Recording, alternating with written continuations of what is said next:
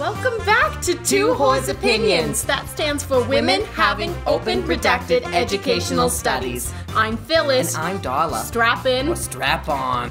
Oh my goodness, you guys. Today's a very fun episode. For those of you who've never listened to our podcast before, we are two best friends from college. That's right. And...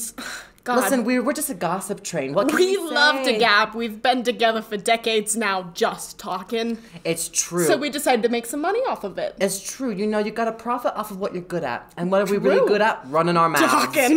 That's right. And can you believe it? Today is the 2-week anniversary of when we went to go get those manicures. And this lovely woman, her name was Brenda. Great, beautiful, curly red hair. Cute. She was so cute. She was taking photos of our feet and was trying to sell them on the black market. Yeah, well, because I still have the theory that she listens to this podcast. And so she recognized us and was like, they're celebrities. But that's a big feat considering we haven't released any episodes yet. We released that one half episode. Oh, that's right, we did. I forgot about that. So she must really like us then. For those of you who don't know, if you've given us any feedback, we cannot incorporate it because we have recorded the entire season before releasing any of it, so. It is true. So, although we pretend to care about your opinion, we actually don't. Maybe next season. I don't know. Phyllis is just being very, very kind right now. We don't care. That's what our lawyers said to do. Oh. Speaking of lawyers, did we say where we're from? Because we legally can't. We legally can't because of that one night. And because of that one night, and we are under federal protection. Yeah, we're in the witness protection program, you guys. It's really pretty fun. You know, they put us up in a really snazzy place. Yeah, it's not nearly as interesting as the movies make it seem. Like, we haven't gotten assassinated yet. No, nor have I met Selena Gomez, you know, like the Princess Protection Program. We're still waiting on that. Yet. It's been a few months.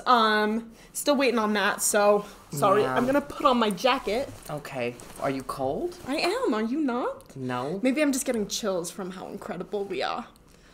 Yes. That's the obvious answer. You know what? I once heard someone say that when you get chills from someone, it's not little geese? Goosebumps. It's not little geese that are flying out of your skin. You know what I heard it is? What did you hear that goosebumps were? Or chills? It's when a young girl loses her virginity. Oh my god! It's like when it's like if you say that like I do believe in fairies or I don't believe in fairies, a fairy somewhere drops dead. Yeah. Every time you get chills, a virgin just lost her virginity. Oh, that's so wholesome. Isn't that cute? I do believe in whores. I hope it was a good time, not a bad time. You know. I hope so. Anyway, we didn't even talk about what we're talking about today. It's true. We are talking about cryptids. So for those of you who don't know what cryptids are, basically they're like those.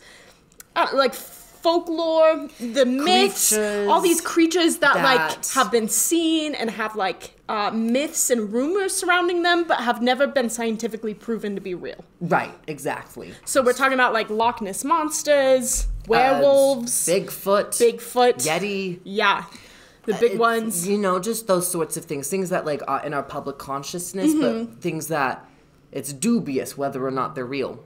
Yeah, there's no confirmed yes or no. Well, in one case, there kind of is. People will still tell you you're wrong, though. I mean, people will still tell me I'm wrong, but we'll talk about it later in this episode. So we thought that would be very fun. Okay, so I guess I'll start on the cryptids. The cryptid I chose is the Loveland Frogman. Okay. From Loveland, Ohio. Sounds very romantic. Really cute. So there's been like 4 major sightings. 2 of them are very connected, though. Gotcha. So this is one of the most famous cryptids in Ohio, from Loveland, Ohio. The first sighting happened, 1950. Okay. By a businessman named Robert Honeycutt, who was heading back late one night, and by late, I mean like 3:30 a.m. Oh, that is late. And I'm like, sir, what were you doing? He like claims he was like coming back from a business meeting or something. I'm like, I think you were seeing another lady. No, for sure. 3:30 a.m. Mrs. Honeycutt, I hope you realized it at some point, because if not, this is your wake-up call. Your husband was cheating on you. He was driving around. Ready? I'm gonna like also paint a picture for you. Oh, okay. I love a picture. He was driving along a really lonely road that's right along the Miami River. And then he spotted 3 figures. 1, 2, 3. Conversing in the middle of the road. In the middle of the road. And he's like, this looks kind of funky. So he pulled over to the side. Not like super close to them. Got out of his car. And studied these figures for a few minutes. Where he noticed that all of them were about 4 feet tall. Oh, short little kings. They all had leathery skin. Like this grayish leathery skin. Okay. They had webbed feet. And all of their heads looked extremely frog-like. But they were standing on their hind legs, conversing. In English or in what language? I don't know if he was close enough to hear. Come on, Mr. Honeycutt, get better. There are some sources, not all sources say this, so I'm gonna put that up there, that they were all in little business suits, which I think is so cute. Little business suits, that's so cute. So like these little business frogs, little right? Do you know what that's reminding me of? Meet the Robinsons, the little And the frogs that sing. I love the frogs! Anyway, I don't believe that's part of it. Most of the sites didn't say that, but they were all sitting there conversing, and he was like watching them for a while, and then all of a sudden, and again, not all sources said this, but most of the sources, this is the main story, one of them all of a sudden pulled out a wand, like a magic wand, held it above his head, and it started sparking like fire. And so Mr. Honeycutt got real scared and hopped back in his car and drove away. As he should. You know, maybe sources haven't talked about Meet the Robinsons because it's all a plot. It's a conspiracy theory with big company America, Disney. So then everyone's like, you're making it up. That's just a Meet the Robinsons. You didn't see a frog in a suit. No, exactly. But Disney is responsible 100%. for the frogs. They probably work with the frogs. They probably animate for them.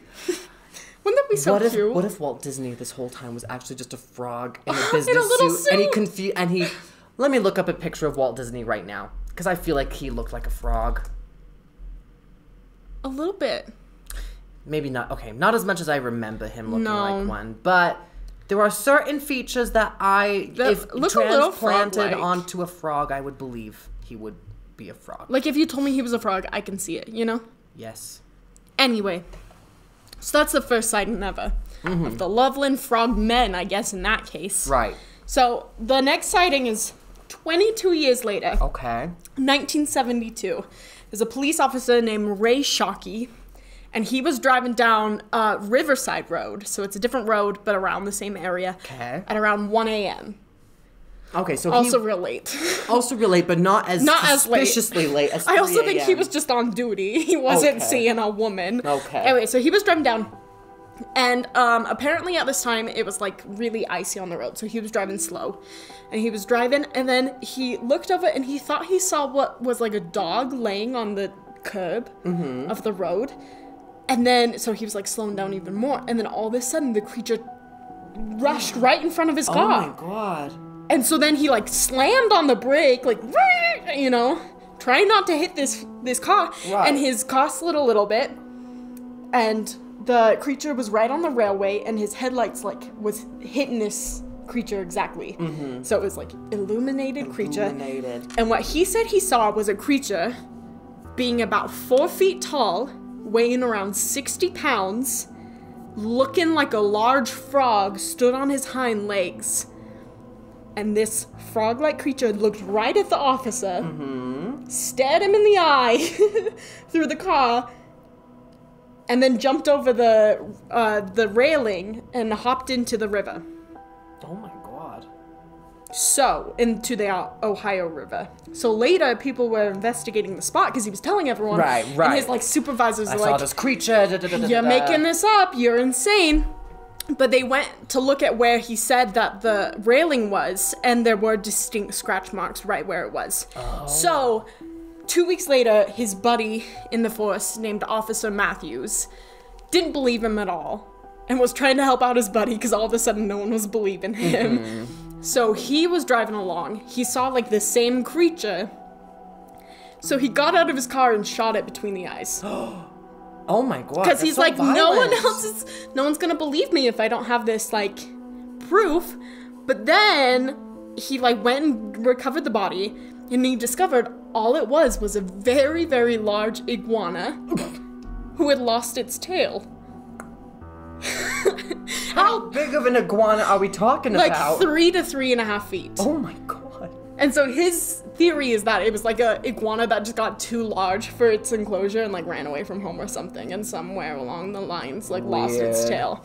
So he was like, he claimed, he's like, it was not on its hind legs at all. It was just a large lizard.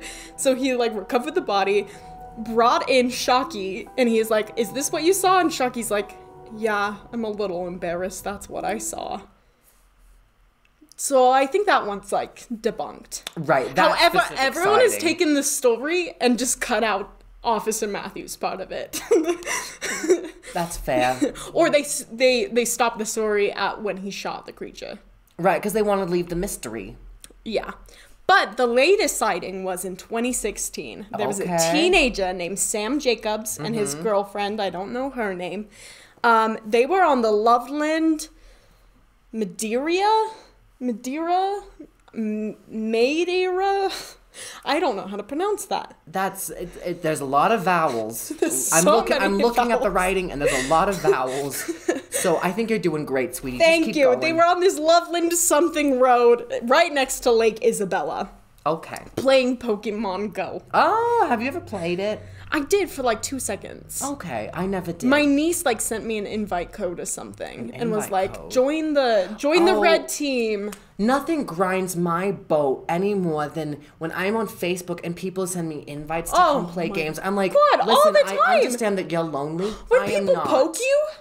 No, I don't get Girl, it. I don't have time for that. No, I don't. Because the thing is like, listen, I know that you are bored and lonely and you are trying to incite my wonderful company. You want my attention. You want my attention. However, I am not bored or lonely. And I don't want to give you my attention. I don't want to give you my attention. I'm going to start poking you on Facebook. Don't See what you do. dare. See what you do. I'll block you. So they were playing Pokemon Go when they claimed they saw a giant frog about 4 feet tall right next to the lake stand up and start walking on its hind legs, and they took pictures. So there were pictures. It was so dark at night, and people had like, the eyes are like glowing. Let me show you the pictures. These are like, please do. The most famous pictures, but it really kind of shows nothing. It looks like a little puppet standing in the lake. Oh. And it's like in the lake. You can't even see it, the bottom of its legs. No, okay, like for our listeners, it truly looks like Kermit the Frog. Standing in a lake with glowing eyes. With glowing eyes that's like a little frightening, like...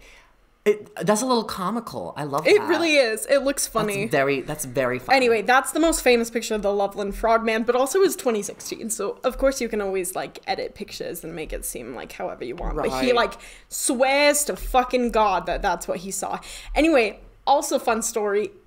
It's only been seen like 4 times. Right. Ever. Or reported 4 times.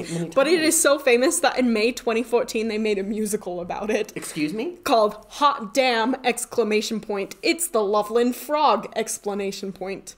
Oh exclamation point. Sorry. What did you say? Explanation. I think I heard you say that word 3 different ways. Exclamation point. Anyway, it has pretty decent reviews. I think we should listen to it. Wait, let me look it up. Give me Hot just a damn! second. It's the Loveland Frog. It was in the Cincinnati season. No, these are pretty good reviews, actually. I think it was only ever produced in Cincinnati. Fascinating. Well, that is very, It's a bluegrass musical? Bluegrass musical. Let's take a trip to Cincinnati. I really want to watch this was back in 2014. I don't think they're producing it anymore. Oh, can we produce it? You and me star in it? Well, I don't think we can. I don't think our FBI agents would allow us. Is that not how musicals work? You just, like, email them and go, can we put this on?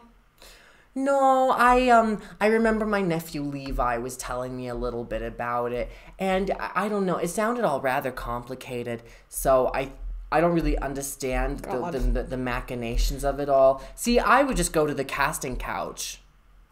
There's a casting couch?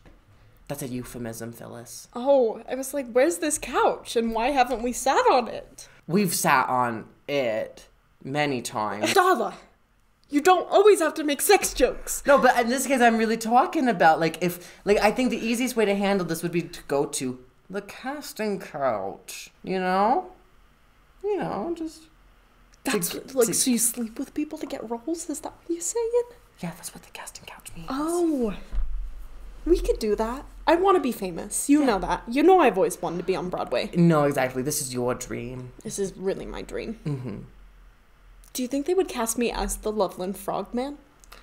I don't know. Maybe they'd have to change it to Loveland Frog Woman. Oh, that's so cute of them. Yeah, my bazonkas are huge. They are. I don't know if we could hide those from the audience. I don't think you could. Anyway. And then for non-binary people, maybe it could be the Loveland Frog They. Oh, Frog They! Frog them. Frog them. Frog them. Frog them.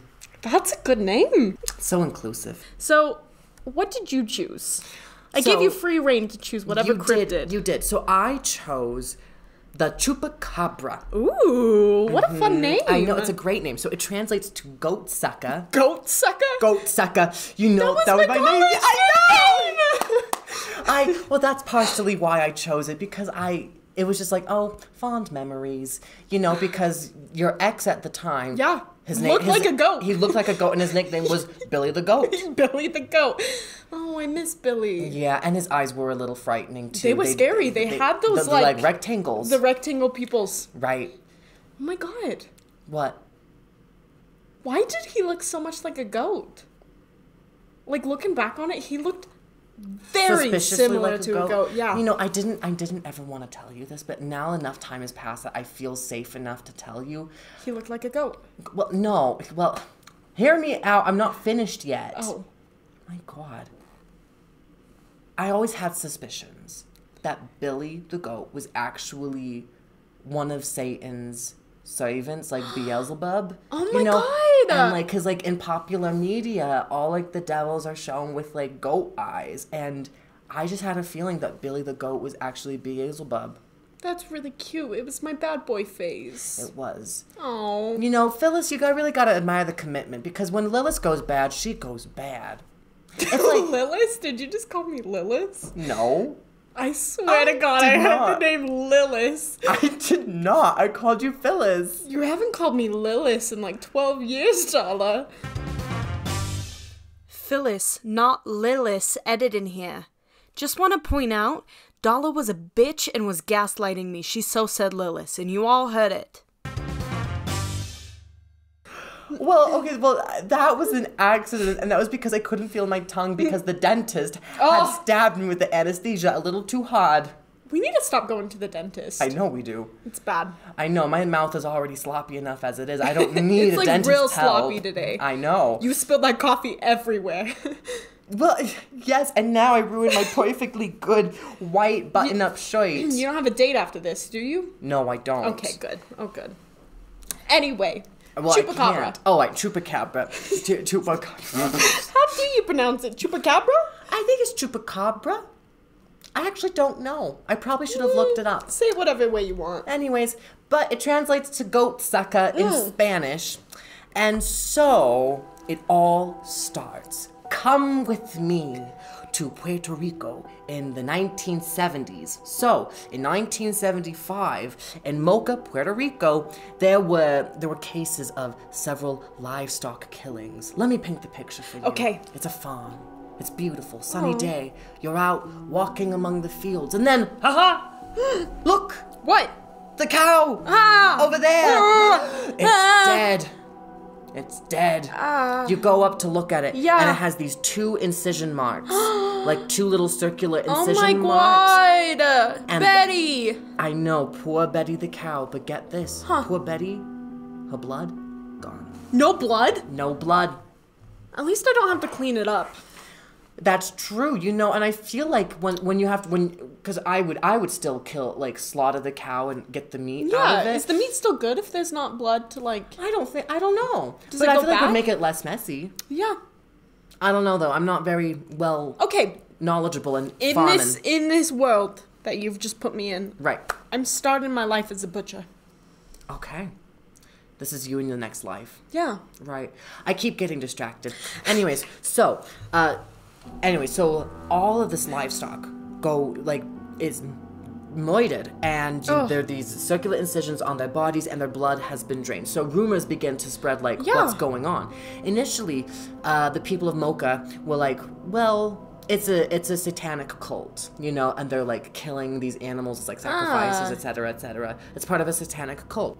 However, there were other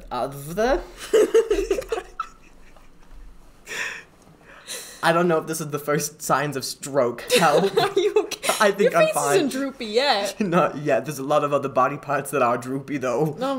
We're getting old. Yeah, no, it's okay. I use my boobs as a foot slipper sometimes. Oh, Yeah. that's so smart. Thank you. Anyways, so people were thinking this was a satanic cult that was the cause of these killings. However, as time went on, more livestock was brutally killed and then like drained of blood with these same incision marks. So this is how this legend really started to come into the popular culture. So in Latin America, the chupacabra, which again, goat sucker, which comes from like the vampiristic aspects of the creature because, you know, the sucking of the blood of livestock. The two little holes. Exactly, Yep. the two. So that's why we have goat sucker. So in Latin America, the description of the chupacabra is that it's very reptilian and almost alien-like, where it has, it's like this, it has like these spikes that go from like the head all the way down to the tail, and it's like about the size of a small bear, perhaps.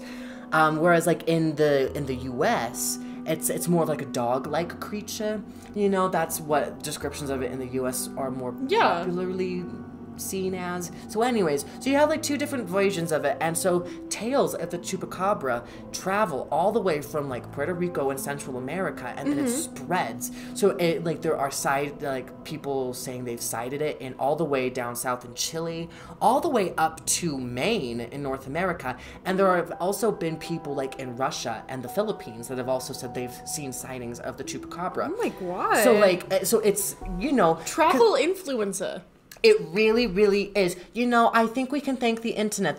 So the chupacabra said, I am the original influencer. I am the influencer. Yes. Before the internet was even a thing, the chupacabra said, I am the influencer. Let me spread the word.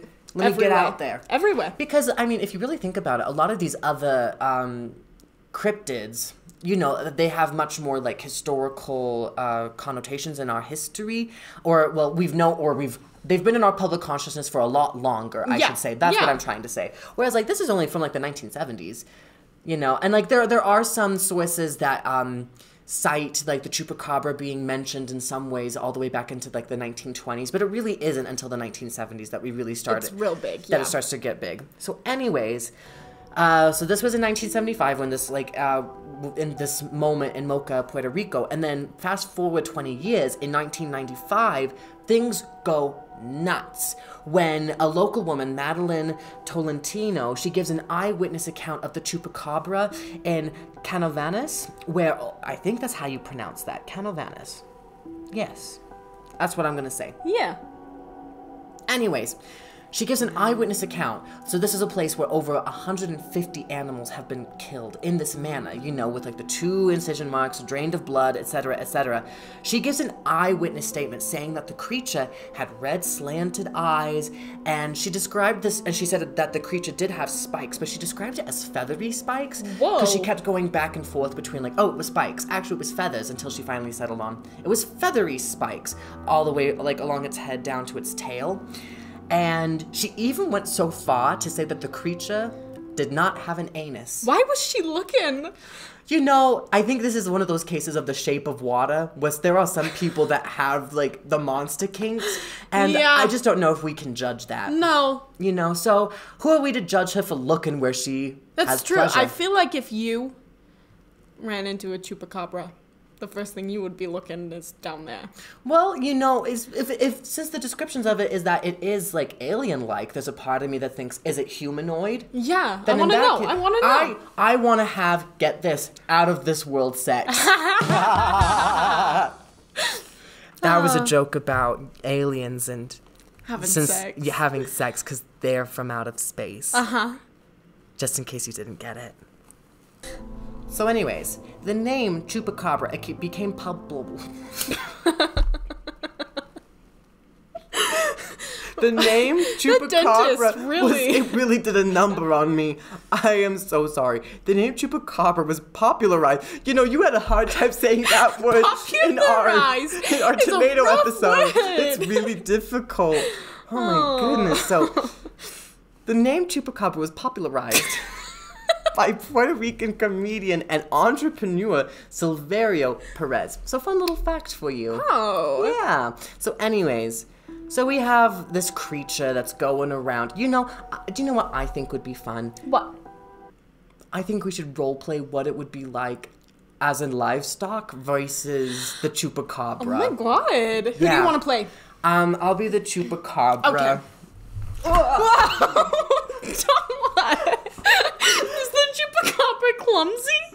You know, well, obviously, because none of these animals were eaten. They would just the blood was sucked out of them and they were left uneaten. So I think the Chupacabra is a little sloppy and messy. You know, a creature after my own heart. Truly. So okay, and picture this. For those of you who don't know, Darla is standing up and emptying her pockets, ready to physically reenact this, and I'm really scared as the victim. No, exactly. Okay, so imagine it's dark at night. Crickets. The sound of crickets. And I'm a cow eating some grass. Yes. And the wind is blowing, and then you just hear. Moo!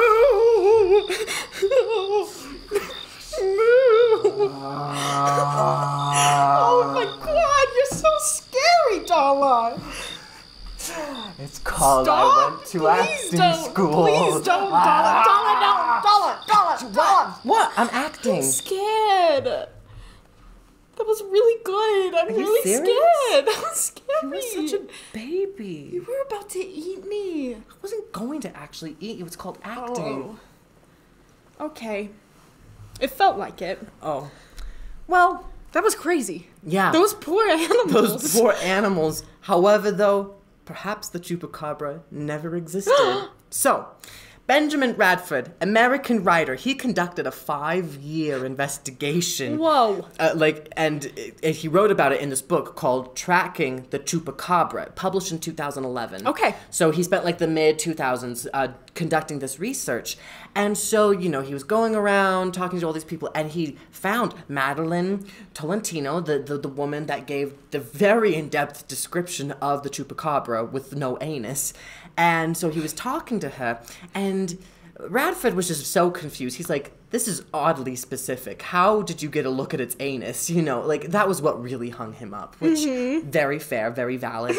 And so then he starts asking some questions, and he realizes something. So, 1995, there was this little film that was released called Species, which it's basically like a spin-off, I think, of Aliens. I don't know. I didn't really look it up because I don't really care for science fiction. No, that doesn't sound very interesting. No, but in the film Species, it's a science fiction horror film, and there's this creature named Syl, and basically this creature named Syl, almost completely identical to what Miss Tolentino described. Look it up.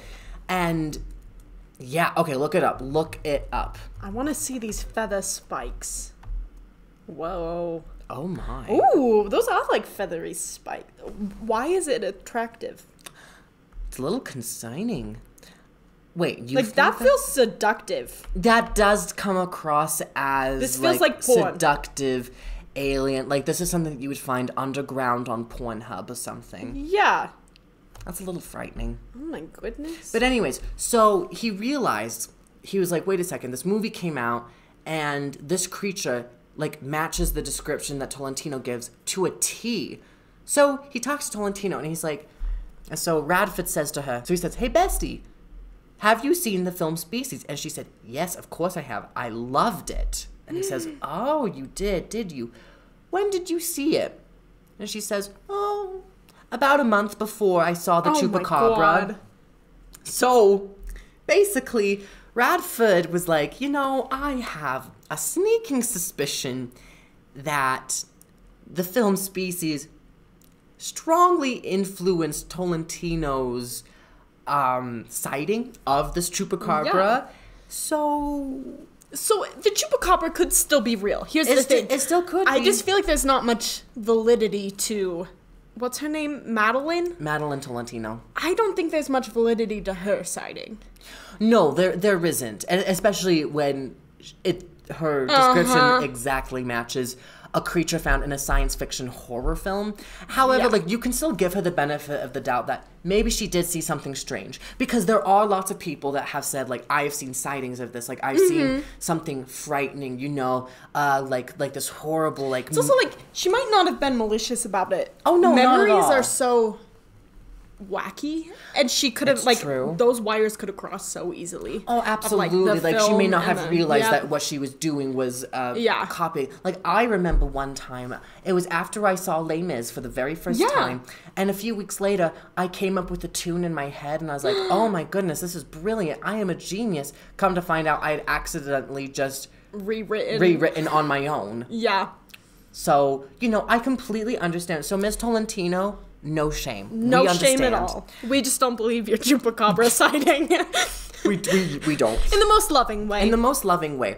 However, so to bring science into this, so Dr. David Morales, a Puerto Rican veterinarian with the Department of Agriculture, he analyzed 300 corpses of livestock that had been killed in this manner, and he discovered that although some of the animals had indeed had like their blood drained, they weren't completely like drained of blood. Yeah. Like it was the claims of these animals being completely dry, highly exaggerated, over exaggerated. So then that begs the question of like, well, if their blood wasn't drained, like what was going on? Like what was going on? Like why are all these animals dying? And then why aren't they being eaten? Why is their blood still there? But also why is there still some blood that's kind of getting lost, etc., etc. So basically, now, a lot of scientists agree that the sightings of chupacabras are most definitely canids of some sort. So, like wild foxes, wolves, dogs, etc., etc. Just like those canines that you would find out in the wild.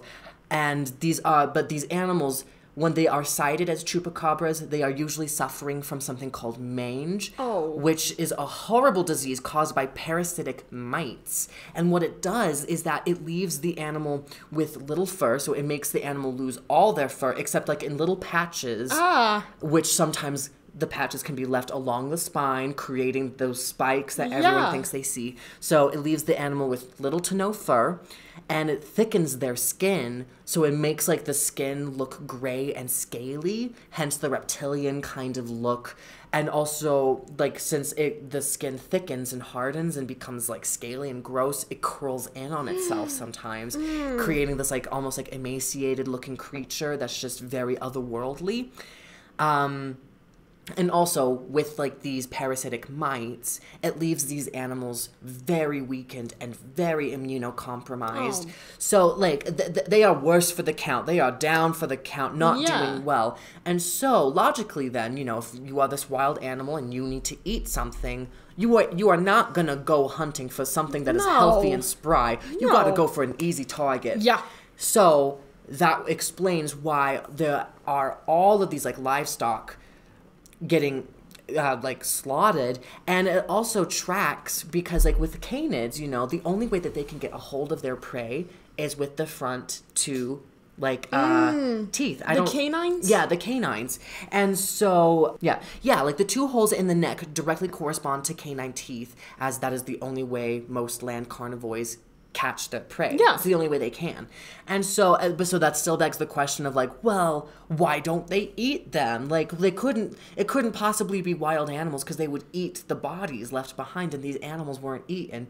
And I will grant that is a little fishy. It's kind of weird. This is weird, but scientists also argue that since these animals are not at the top of their game, they are very unwell.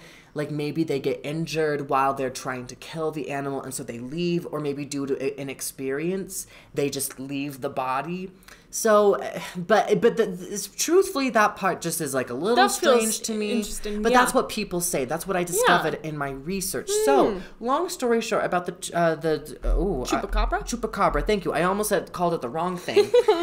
So, the main thing about the chupacabra is that it's a very easy scapegoat, and I think that's like a lot of like cryptids, and I think we'll probably discover this with more cryptids as we talk. But you know, with the chupacabra, it's just really easy to make it the scapegoat of like, my animals died, or something's been frightening my animals. It's the chupacabra. And we really latch on to like these legends of things that maybe we don't immediately understand, just in an effort to understand what is happening right now. You know, and so it's an easier explanation than being like, oh, there's a bunch of really sick dogs that we don't know how to take care of. Exactly. In the woods. Yeah. Exactly. And, you know, it's also fun to play into, like, the idea of there is something to fear out there. So, yeah, it's very, very fascinating. Even though the chupacabra is pretty much debunked for the most part, I feel like there are still some questionable things that still leave it up in the ether of, well, maybe. You want to know what this is reminding me of? What?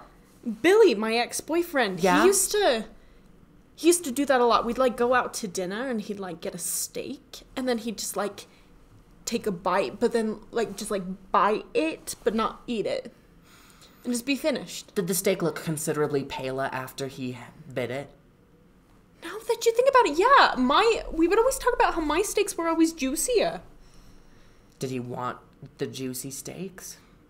Yeah, because then he always wanted it, and I was like, yours is right there.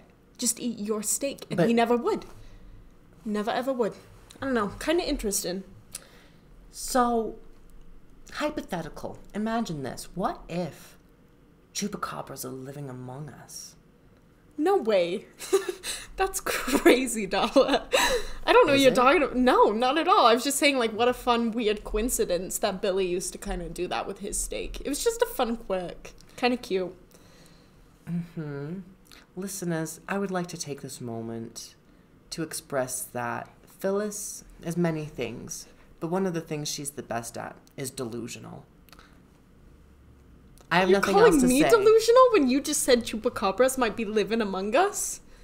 Listen, Billy the Goat, frightening guy. Don't know why you dated him, but the more... He was cute. He had fun little quirks and, like... Fun little quirks a man does not make. That man did. No, Phyllis, no. Listeners...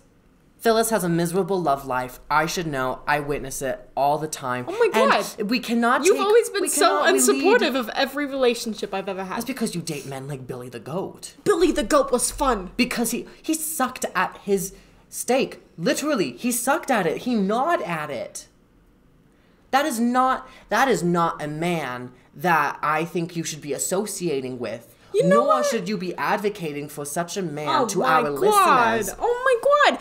Billy was not that bad. If anyone out there is dating Billy, if everything I've described about him sounds like your boyfriend, he's not a bad man. He was on his journey to veganism. And so he wouldn't eat the meat, but he still wanted the taste because he was a man. He needed that taste of meat. You know, that makes a lot more sense why one night when we were flat on our asses drunk, he was like gnawing on my ass. He didn't bite it or anything. He was just like gnawing at it, like gumming it like a little baby with no teeth. That's so silly of him. No, it wasn't silly. It was both strangely erotic and also weird. Oh my God, you were into my boyfriend? Darla. No, I was not. What the fuck? You know what? Darla, I'm done with you. I think the pizza person's supposed to be here. Let me check my phone. Yeah, I'm getting hungry. Oh my God, they've been texting me. They literally cannot find the place. What? I think I'm gonna go. Oh, okay. I think I'm gonna go find the pizza person. All right, I'll be here. Take a break. Okay. For our listeners who are curious, I use my breaks to text cute men. Just a little dating tip from me, Darla. So, I just got a text that said, "How's your day been treating you?" See, I might... Oh, excuse me. Hi. Hello? Hi, did you order a pizza? I did. Oh, did Phyllis find you? Who? Phyllis, my colleague. No, I finally just found it by myself. Oh. Sometimes I mix up numbers. Oh, no, please come. Anyway, whoa, you have a whole... What's going on here? Oh, we are, it's really quite silly. Pizza. Oh, thank you so much. So, Phyllis and I... Is it okay if I just sit down? Yes, of course. Of course. This is so fun. I'm going to eat if that's all right with you. Oh, yeah. So Phyllis and I, we run a podcast, a history podcast. And so my this week we're goodness. talking about cryptids. Cryptids? You know, so we just talked about the chupacabra as well as the Loveland frogman. Are you okay? You seem a little flustered, maybe a little heavy-breathed. Your bosoms are heaving. Do you know anything about the cryptid of Bigfoot or Sasquatches? Personally, I don't. But we were thinking about talking about it at some point. Could I tell you? Do you know anything about? I know so much. Oh my. I need to get this off my chest. Oh. Is that okay? Hi, my name's Jolene Crawford. Jolene, it's lovely to meet you. Oh my goodness. Do you need like a drink of water? No. I'm okay. I want to get my story out there, and if you're talking about cryptids, people keep calling Bigfoot a cryptid, and he's not a cryptid. That's my fiance. You know, how about, okay, listen, sweetie, I'm gonna eat this pizza, you tell your story. Okay. It all started in, 2017. Okay, I went on a trip to, British Columbia to go on a solo camping trip. And I was sitting outside my tent, and I decided, I'm a little stinky, because I had been going on some hikes. And I was like, I'm gonna shower. I'm gonna take a good shower. So I made a homemade shower contraption with just some gallons of water. I got naked, but I was alone. I was alone camping. Innovative of you. I got naked. I put up my gallons of water, and I poked some holes in the jugs. So it was raining like a shower. Anyway, so I was showering and I was feeling myself. I had I didn't actually have music playing, but in my head I had it playing. And I was... What song? Firework by Katy Perry. Good choice. Anyway, so I was feeling myself. And then all of a sudden I felt something. And I was like, what was that? And it was a little twig had hit me in my back. And I was like, what was that? Where did that fall from? There's no, trees right above me. They're, around me, but not right. Where did that come from? And then I felt it on the other side. And I was like, what is going on? Anyway, so I thought I was going crazy. Because it was for, 5 minutes. That something was, it was a leaf hitting me and another twig. And I was like, who is hitting me? Is someone... I thought I was about to get murdered. But then I looked over... And I saw a 7-foot figure. 7 foot? 7 foot. Oh my. If not 8 feet. Tall, hairy man. And he had a little grin on his face. I think he was enjoying seeing me naked. It wasn't a man though. It wasn't a typical, not a man you find nowadays. It was this big, it was every story I'd ever heard about Bigfoot. He was standing right there. So and it looked like you saw Bigfoot. It looked like he was giggling as he was throwing little things at me. And I was like, oh my God. And I thought it was a little game of flirting. He was throwing things at you. And it was little twigs, He was trying to annoy me, get a reaction out of me. What if you got splinters? I didn't. But maybe he was trying to give you splinters. I don't think so. Anyway, so then it became a little game of chase. He came after me for a second, and I came after him. Again, granted, the whole time I was naked. So I was chasing him around. Anyway, eventually... What? Were you wearing any shoes? I'm so sorry. I'm just so distracted. Yeah, I had flip-flops on. Okay. I'm not a heathen. Anyway, I eventually lost him, and I was like, what was that magical moment that just happened? So I went back to camp, and I got dressed, and I was like, I think I should end my camping trip early. So I went home, I went to church the next Sunday, and I was talking to some people, and I was like, I don't know what I saw. And everyone's like, yeah, you're going crazy. You should stop, Jolene, stop going on lone camping trips.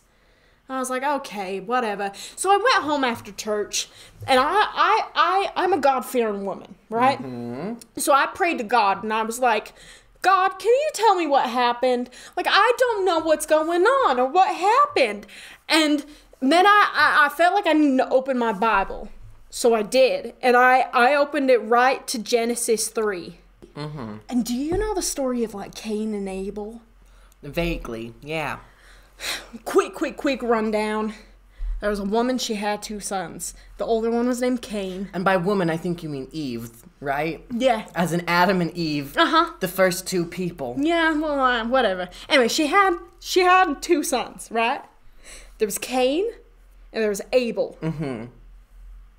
And there was, like, all these competitions going on about making sacrifices to God between them. And God ended up liking Abel's sacrifice more. And so Cain was like, this sucks, and murdered Abel. Okay. Okay. Right. I remember that. And so as punishment, God was like, you are condemned to wander the earth forever. So he became immortal. Okay. Anyway, that just happened to be exactly where I opened. And I knew that was God's way of telling me, wandering the earth for forever, this really manly man, and you know, because he murdered his brother, that's what makes a manly man.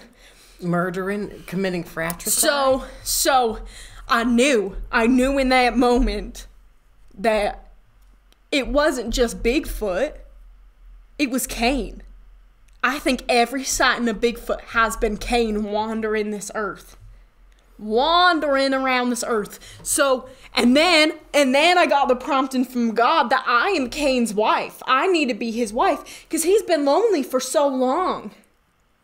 Mm-hmm. He's been lonely for so long. He's been here from the beginning of people. Sweetie. Huh? Question for you. Yeah. Does he look like this? Wait, hold on. Does he look like this? A little bit. No, I'm supposed to find Cain. That's why I'm here in New York. Listen. I'm part of these, like, Facebook groups of, like... Remind me your name. Jolene. I just showed you a picture of my 12th ex-husband. His name was Mark. And from the sounds of it, I think you might be correct that he might have been Bigfoot. Because, listen, my ex-husband Mark, he was a manly man. He was very hairy, but I kind of found that attractive. And he was very large. And he would throw things at me, too. Like spoons and paper towels. It was like a fun, flirty game.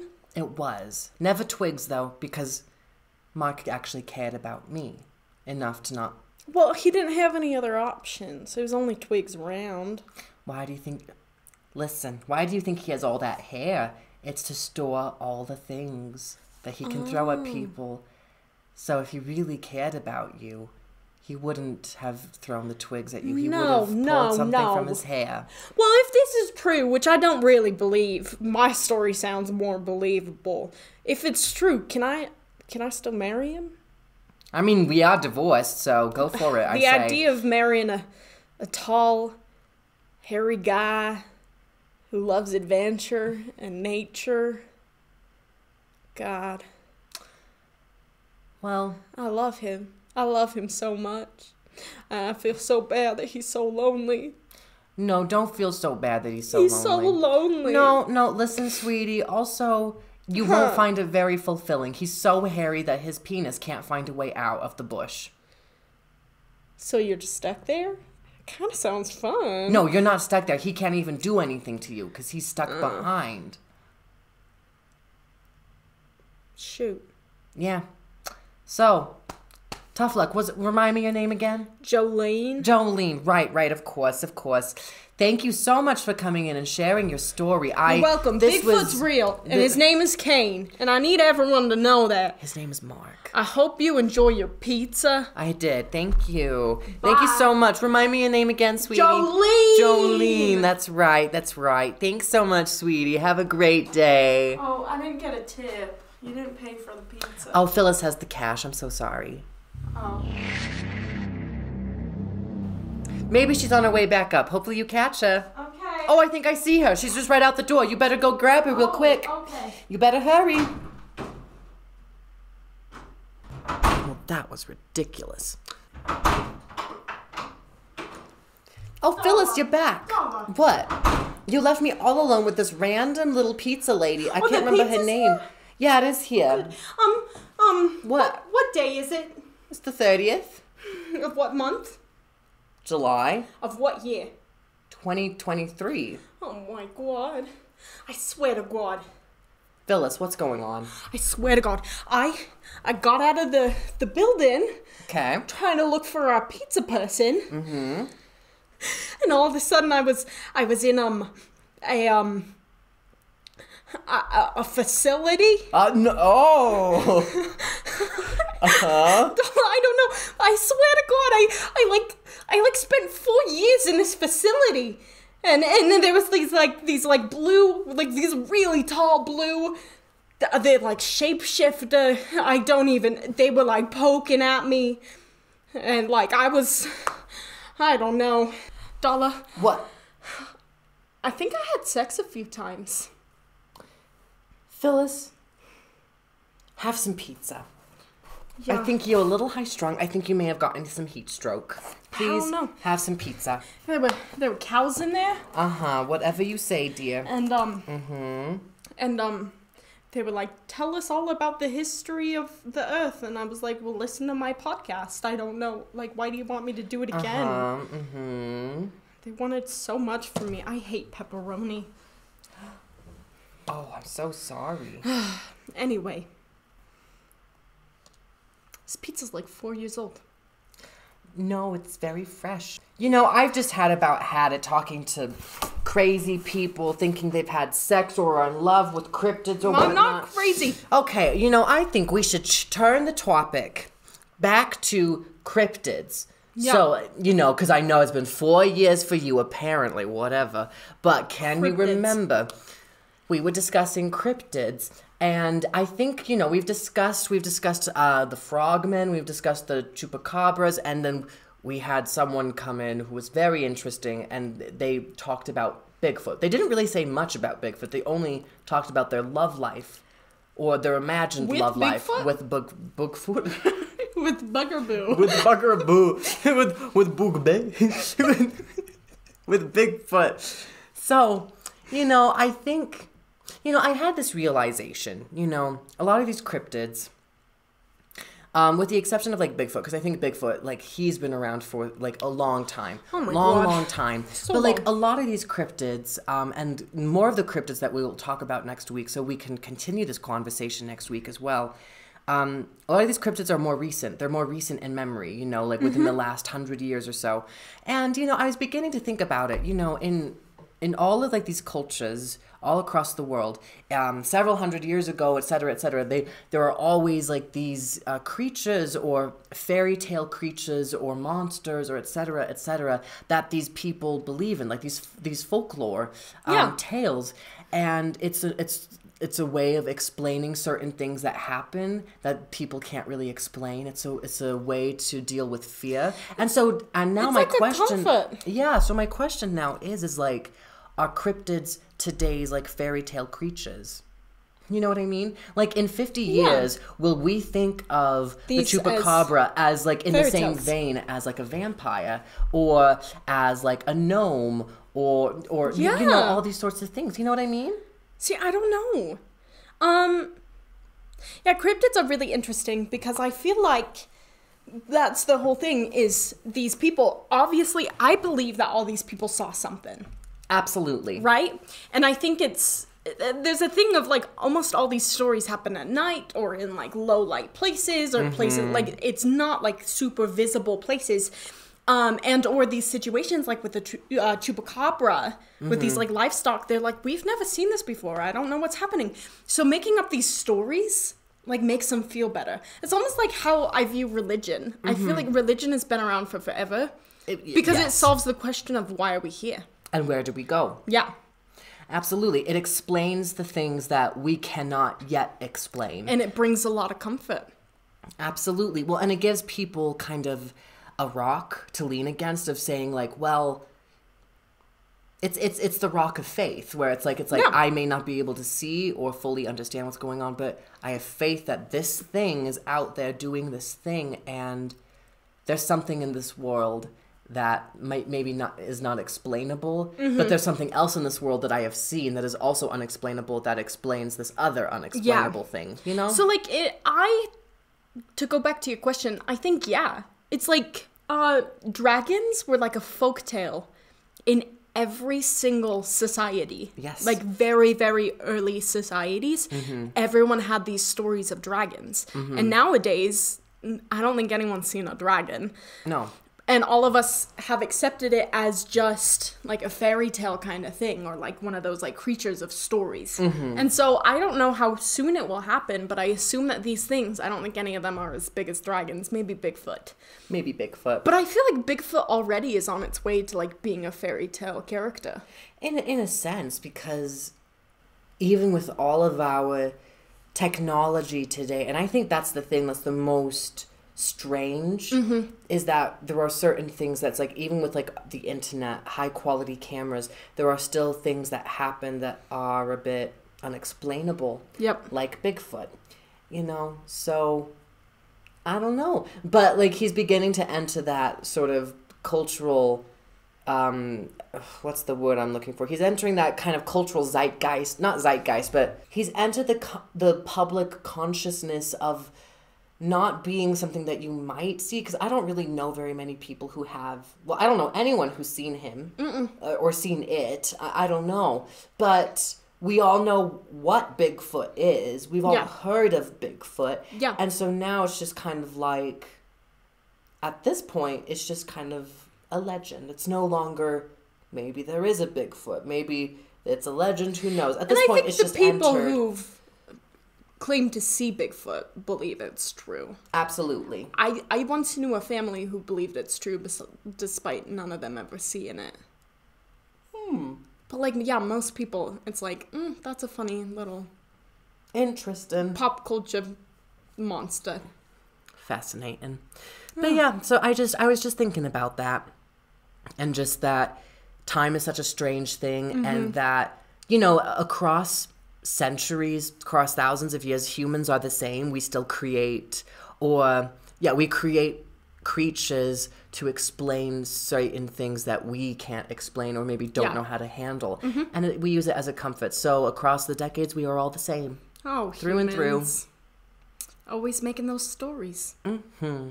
Anyway, thank you so much for listening to Two Whores Opinions. Thank you so much. We appreciate you for listening, even though we don't value your opinion and won't take your feedback. It's with love. Thank you so much for listening to Two Whores Opinions. I'm Phyllis. And I'm Darla. Stay smart. Stay slutty. We'll see you next time. Bye. Okay, grab that pizza. I still feel really funky. You know, Darla, I think you need water. I think you have heat stroke. I have grapes. Let me get some grapes. Yeah, that's good. Okay, 1 second.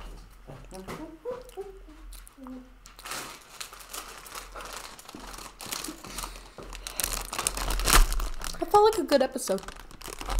Yeah, you weren't here for... Oh, I forgot her name. So what happened? Don't even get me started. Do you really think Billy was that weird? Let me just eat my grapes. I haven't seen you for 4 years and you don't even want to talk to me. Oh my god. Okay. You were not gone for 4 years. You just have sunstroke. I was gone for 4 years. I counted the days on the wall. Okay. Just little marks. Okay. Well, it's so good to see you too, Phyllis. I am going to go to the restroom and take a hot bath, so... You're just leaving me here? Yeah. Phyllis, we're still recording. Turn off the goddamn mic. Shoot. Shit. Oh my god. Do it. Oh, there we go.